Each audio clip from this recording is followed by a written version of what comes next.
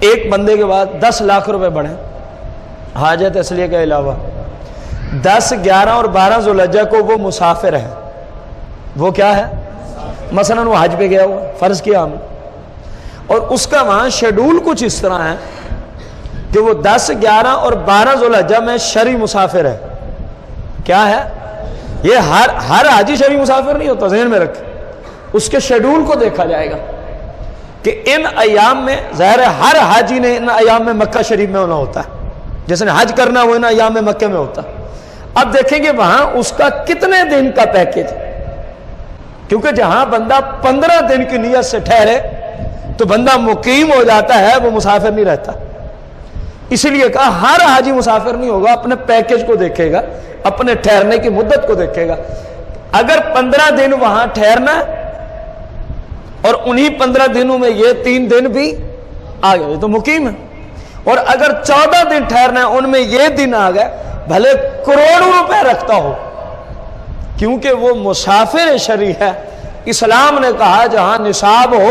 وہیں بندہ ان دنوں میں مقیم بھی ہو، یہ مسافر ہے، لہذا قربانی واجب نہیں ہوگی۔ حج کی قربانی کا مسئلہ الگ ہے، کوئی اس طرف نہ چلا جائے حاجی صاحب کوئی مسئلہ سن لے چلو جی ٹھیک ہے،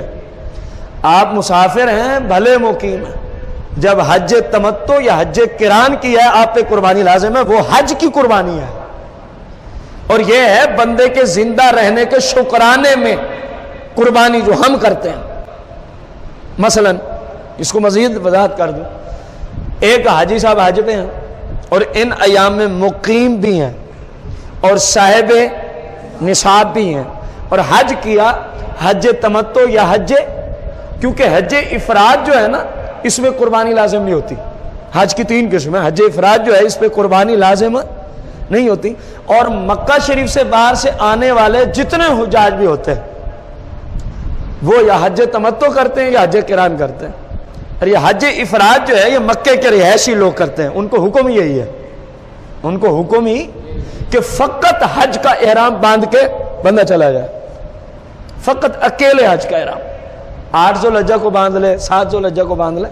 اکیلے حج کا حج افراد، اس میں قربانی لازم۔ اب ایک حاجی صاحب ہے جنہوں نے حج تمتع یا حج قران کرنا ہے، کر رہا ہے، اور وہ ان ایام میں مکہ میں مقیم بھی ہے، مکہ میں کیا ہے؟ مقیم بھی ہے، اور صاحب نصاب بھی ہے، تو حاجی صاحب پر 2 قربانیاں لازم، ایک تو حج کی اور ایک زندہ رہنے کے جو نصاب کی وجہ سے لازم آتی ہے وہ۔ بات اب سمجھ آ گئی ہوگی، امید ہے کبھی ہے۔